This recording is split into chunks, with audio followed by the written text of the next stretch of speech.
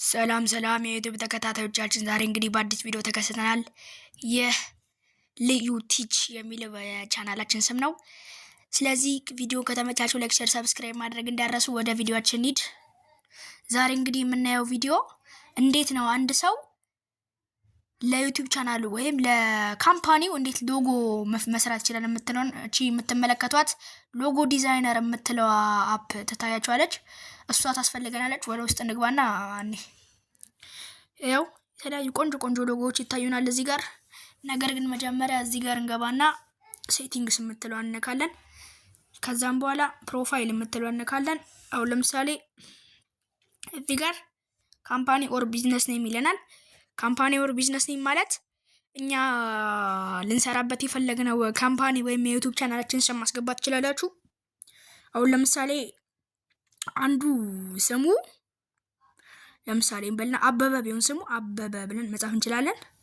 አበበ። ከዛን እዚህ ጋር ደግሞ ቢዝነስ ካታጎሪ ወይም ያ የዩቲዩብ ቻናል ስለምንድነው ጥናት የሚያደርገው ወይም ስለምንድነው የሚለቀው። እዚህ ጋር ትራቭል፣ ስፖርት፣ ፎቶግራፊ፣ ሚውዚክ፣ ሄልዝ፣ ፉድ የተለያዩ ቆንጆ ነገሮች አሉ። እኛ ግን አሁን ለምሳሌ ቢዝነስ የሚለውን እናድርገውና እስቲ ሴቭ እንበለው። ከዛም በኋላ ወደ እንትናችን እንመለሳለን ማለት ነው። በምታዩት መልኩ ቆንጆ አሁን ካልናቸው ጋር የሚያያዙ ያመጣልን ነው። እኛ እስቲ ወደ ስፖርት ኤንድ ጌም ወደሚለው እንግባና እዚህ ጋርችን ቀስቷን ሞር ብለን እንገባለን ማለት ነው። የተለያዩ ቆንጆ ሎጎዎች ይታዩናል እንደምታያቸው። አሁን ለምሳሌ እዚህ ጋር ያ ሰውዬ ይሄን ሎጎ ከሆነ የመረጠው አንዱን ቪዲዮ ሎጎ እንነካለን። ከዛን ኤዲት እንለዋለን ማለት ነው። እዚህ ጋር ሎዲንግ እያደረገ ነው። ከዛን ሎዲንግ አድርጎ ከጨረሰ በኋላ ደግሞ ለምሳሌ እቺን ተነጉትና ኤዲት ትሉታላችሁ።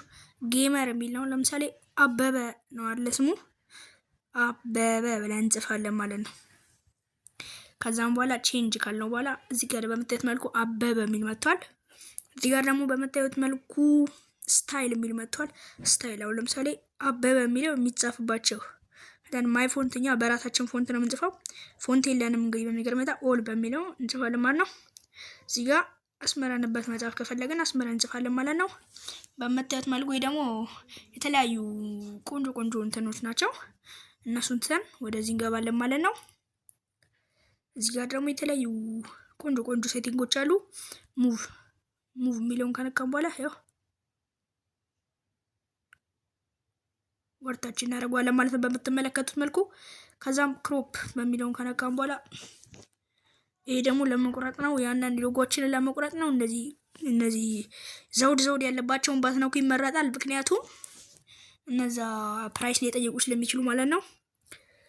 ከዛም በምታዩት መልኩ ሞር የሚለውን ከነካም በኋላ ቆንጆ ነገሮች አምጥቶልናል። ሻዶ የሚለውን እንነካለን።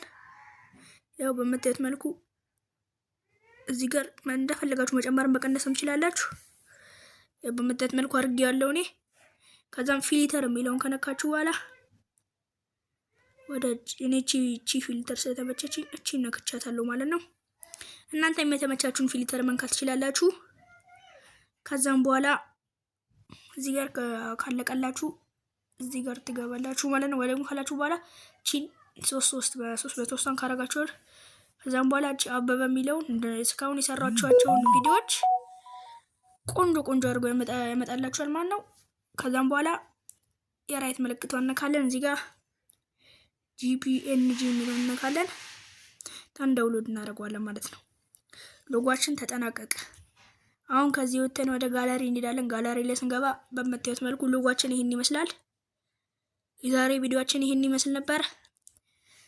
ቪዲዮ ከተመቻችሁ ላይክ፣ ሼር፣ ሰብስክራይብ ማድረግ እንዳረሱ። ይመቻችሁ።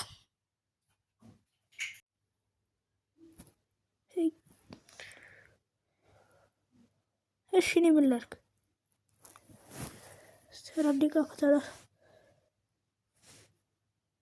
ዝጋው ይቁጣ